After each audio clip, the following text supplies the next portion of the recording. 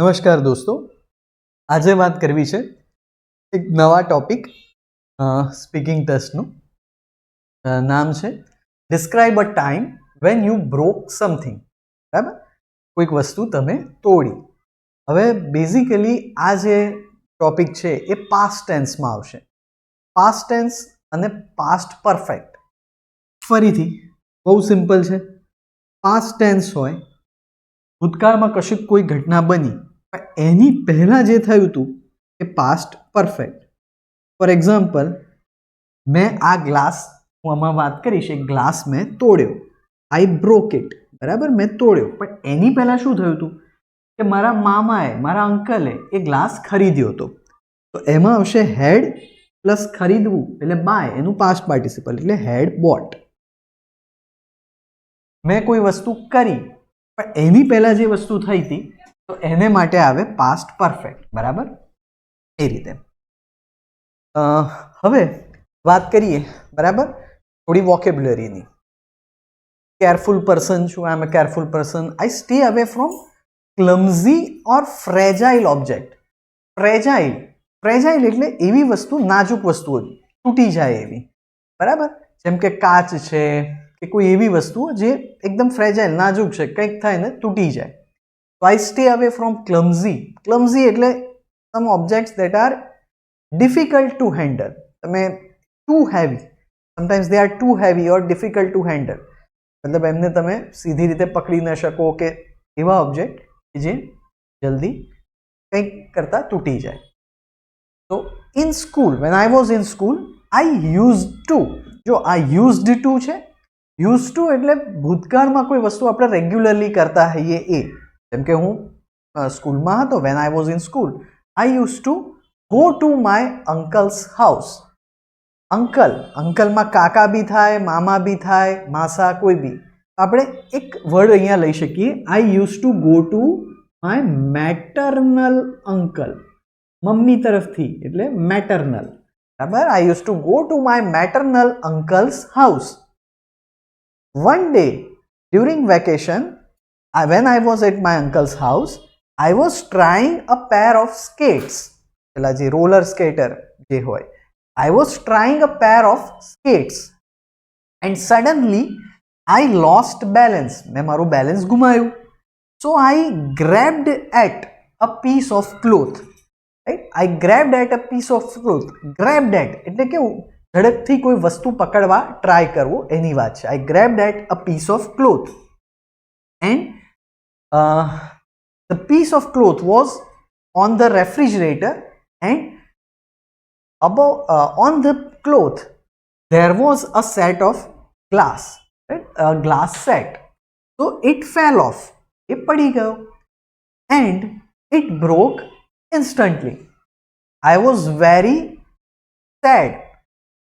I was very shocked because my uncle had bought. બરાબર, એ દિવસની પહેલાની વાત છે. My uncle had bought the glass, the glass set just a day before. એક દિવસ પહેલા જ ખરીદ્યો હતો. My uncle had bought the glass just a day before. In the evening, when my uncle came home, he had a quick glance.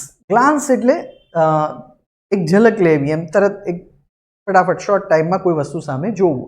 So when my uncle came home, he had a quick glance at. બરાબર, આ at લેવાનું. He had a quick glance at the broken glass set. He didn't say anything. મેં કંઈ ના કીધું. બરાબર, negative. He didn't say anything. He simply smiled and he said, એમણે શું કીધું? આ એક ઇડિયમ છે, ઇટ્સ નો ગુડ. બરાબર, એનો કોઈ મતલબ નથી. It's no good crying over spilt milk. બરાબર, it's no good crying over spilt milk. Crying એટલે રડવું. શેના પર? સ્પિલ્ટ. સ્પિલ્ટ એટલે જે ઢોળાઈ ગયું છે એ. મિલ્ક, બરાબર, દૂધ ઢોળાઈ જાય પછી એનો કોઈ અર્થ નથી. So he simply said to me that it's no good crying over spilt milk, and I was reassured that it's okay, that sometimes he accidentally એટલે અકસ્માતે, we accidentally break things. But that was a lesson for me. એ મારા માટે એક lesson હતો. That was a lesson for me. And I decided that, મેં શું decide કર્યું? That I will be careful time. So આ હતી તમારી સ્પીચનું એક્સપ્લેનેશન. હવે જે છે આગળ આખી સ્પીચ આપીશ તમને, બરાબર? હું ખસી જઉં છું, તમારે સ્ક્રીનશોટ લેવો હોય તો લઈ શકો.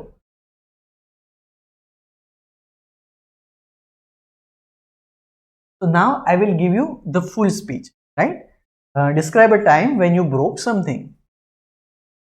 In general, I am a very careful person, and when I go to some other people's house, I generally stay away from clumsy or fragile objects.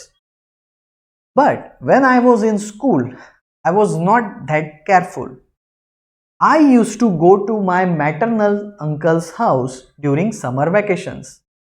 During one summer vacation, when I was there, I was trying a pair of skates at my uncle's house.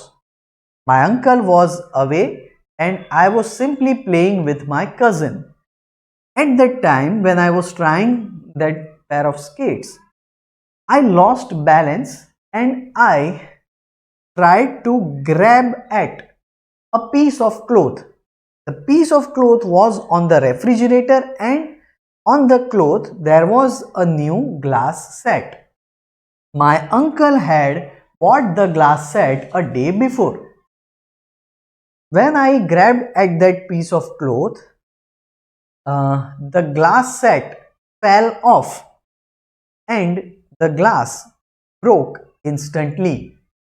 I was shocked and I couldn't decide what to do. In the evening, when my uncle came, he had a quick glance at the broken glass set. He didn't say anything to me. He simply smiled, and when I told him about my mischief, he told me that it's okay because it's no good crying over spilt milk. But it was a lesson for me, and I decided that I will be careful next time. Right? So दोस्तों, આ હતી speech, બરાબર? આ ટોપિકની કોઈ વોકેબ્યુલરીમાં કોઈ grammar tense તમને ના ખબર હોય, ખ્યાલ આવતો હોય તો તમે કોમેન્ટ સેક્શનમાં લખી શકો, બરાબર? આવતી વખતે નવા ટોપિક સાથે ફરી મળીશું. અમારા ક્લાસની જે ડિટેલ છે એ વિડીયોના એન્ડમાં છે. મારે IELTSના કોચિંગ માટે કે સ્પોકન ઇંગ્લિશના ક્લાસ માટે મારે એકેડમી જોઈન કરવી હોય તમે બિલકુલ અમારો સંપર્ક કરી શકો. કોન્ટેક્ટ ડિટેલ અને મારી ગૂગલ પ્રોફાઇલની લિંક ડિસ્ક્રિપ્શનમાં છે. બરાબર? ફરી મળીશું.